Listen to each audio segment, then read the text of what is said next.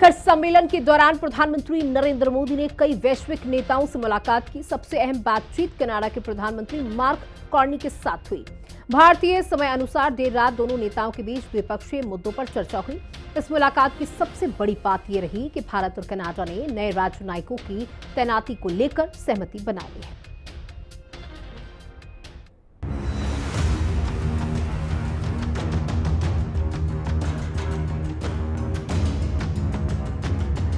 मोदी का दिखा जलवा, कनाडा से सुधरेगा रिश्ता।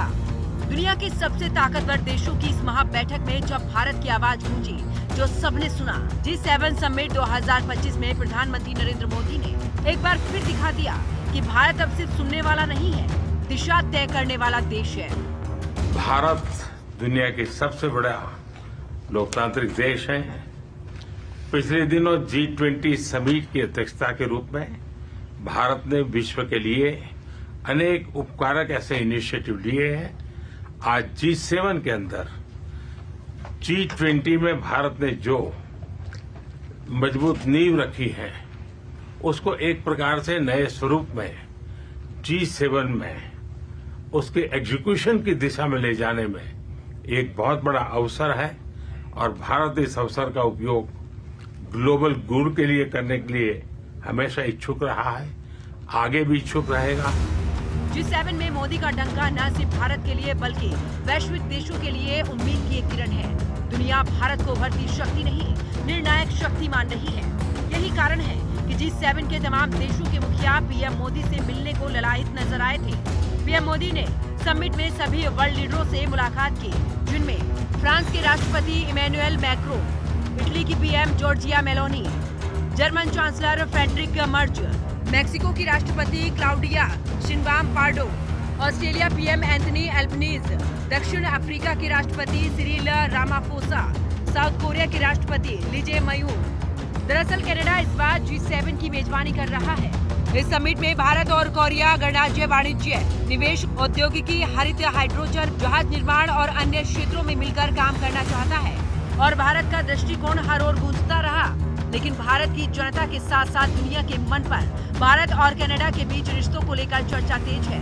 सबके मन में सवाल यही है, क्या 10 साल बाद मोदी के दौरे से दोनों देशों के बीच कड़वाहट दूर होगी?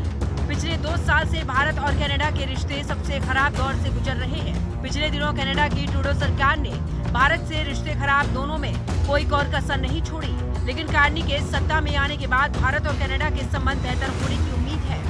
और इसकी झलक तब देखने को मिली जब कार्नी ने पीएम मोदी का गर्मजोशी के साथ और गर्माहट के साथ ने स्वागत किया। वहीं कनाडा की ओर से पीएम को दिया गया ये न्योता इस ओर इशारा भी कर रहा है कि कनाडा की नई सरकार भारत के साथ अपना रिश्ता बेहतर करना चाहती है। वहीं पीएम मोदी ने कनाडा के पीएम से बातचीत में ये साफ कर दिया है कि भारत और कनाडा के रिश्ते हमेशा और मजबूत होंगे। भारत और कनाडा के संबंध अनेक प्रकार से बहुत ही महत्वपूर्ण है। कनाडा की अनेक कंपनियों का भारत में निवेश है। भारत के लोगों का भी कनाडा की धरती पर बहुत बड़ा निवेश है।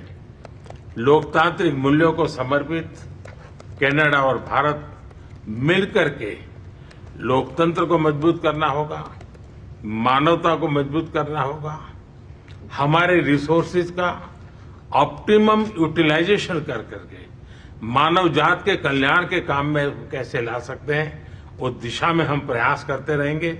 और मुझे विश्वास है कि प्रधानमंत्री जी के चुनाव के बाद मुझे पहली बार मिलने का मौका मिला है, तो इस चुनाव के भव्य विजय के लिए भी मैं उनको बधाई देता हूं और आने वाले कालखंड में उनके साथ भारत और कनाडा मिलकर के अनेक क्षेत्रों में प्रगति करेंगे। पीएम मोदी 6वीं बार G7 समिट का हिस्सा बने थे।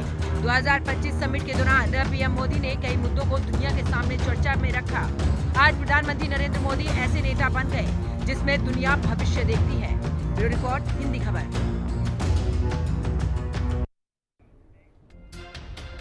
प्रधानमंत्री नरेंद्र मोदी ने अमेरिका के राष्ट्रपति डोनाल्ड ट्रंप को फोन किया। दोनों दिग्गज नेताओं के बीच में 35 मिनट तक बातचीत चली।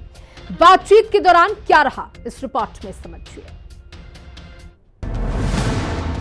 मोदी ट्रंप की सुपर दोस्ती।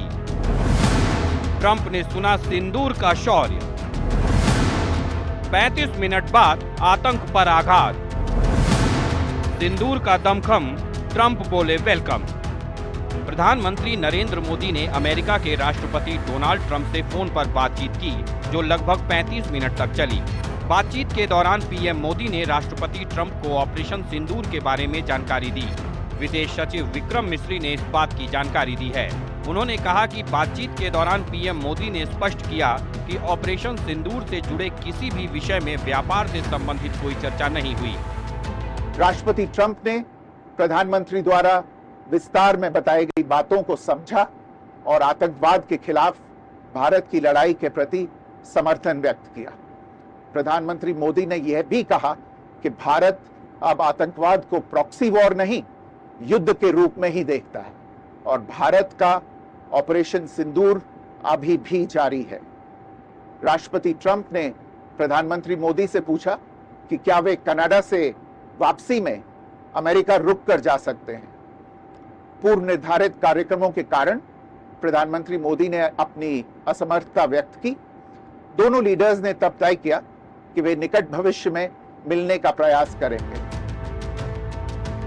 प्रधानमंत्री मोदी ने राष्ट्रपति ट्रंप को स्पष्ट रूप से कहा कि 22 अप्रैल के बाद भारत ने आतंकवाद के खिलाफ कार्रवाई करने का अपना दृढ़ संकल्प पूरी दुनिया को बता दिया था। प्रधानमंत्री मोदी ने कहा कि 6-7 मई की रात को भारत ने पाकिस्तान और पाकिस्तान के कब्जे वाले कश्मीर में सिर्फ आतंकी ठिकानों को ही निशाना बनाया था। भारत के एक्शन बहुत ही मेजर्ड, प्रिसाइज और नॉन एस्केलेटरी थे। पीएम मोदी और ट्रंप के बीच फोन पर बातचीत। पीएम मोदी और ट्रंप के बीच 35 मिनट बात हुई।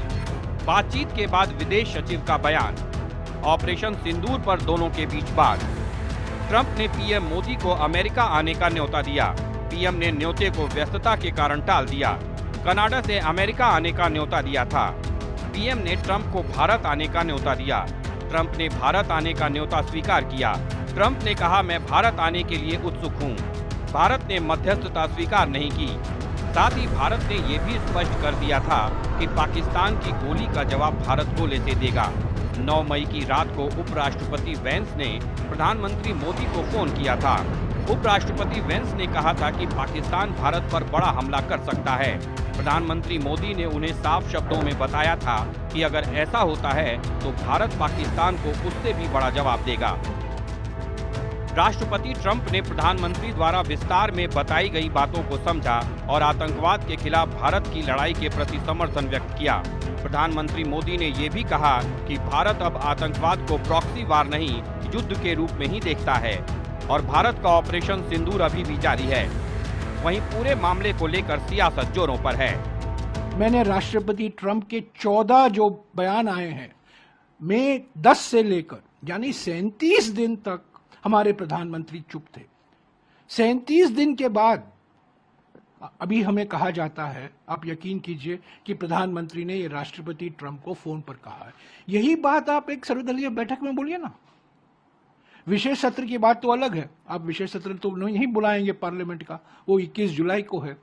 अरे आप कल बुलाइए, एक सर्वदलीय बैठक बुलाइए, विपक्ष के नेताओं को बुलाइए और कहिए कि मैंने राष्ट्रपति ट्रंप को कहा है कि आपकी कोई भूमिका नहीं है। ऐसे मोदी के लोग बोल रहे हैं।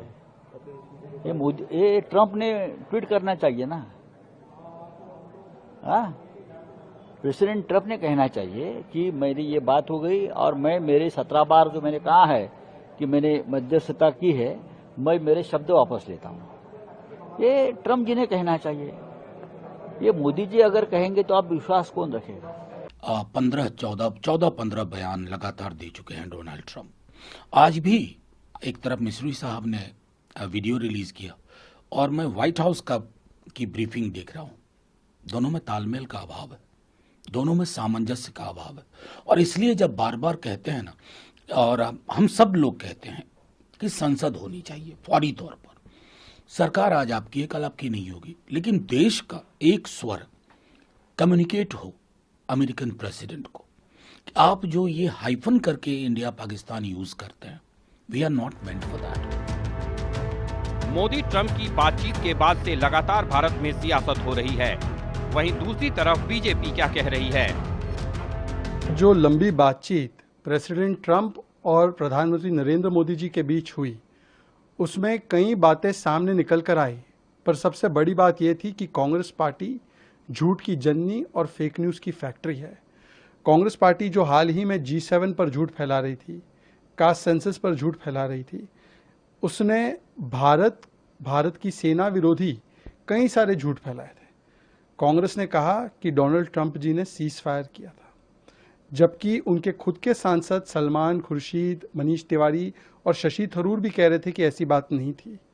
पर आज प्रधानमंत्री नरेंद्र मोदी जी ने साफ साफ डोनाल्ड ट्रंप जी से कहा कि किसी थर्ड पार्टी के हस्तक्षेप की कोई बात या कोई सवाल ही पैदा नहीं होता, ना भारत इसको स्वीकारता है। राष्ट्रपति ट्रंप और प्रधानमंत्री मोदी ने इजरायल ईरान के बीच चल रहे संघर्ष पर भी चर्चा की। रूस यूक्रेन कॉन्फ्लिक्ट पर भी दोनों ने सहमति जताई कि जल्द से जल्द शांति के लिए दोनों पक्षों में सीधी बातचीत आवश्यक है। लेकिन अब आगे किस तरह विश्व स्तर पर किस तरह का बदलाव देखने को मिलता है, वो देखना महत्वपूर्ण है। ब्यूरो रिपोर्ट, हिंदी खबर। पहलगाम हमले के बाद भारत ने ऑपरेशन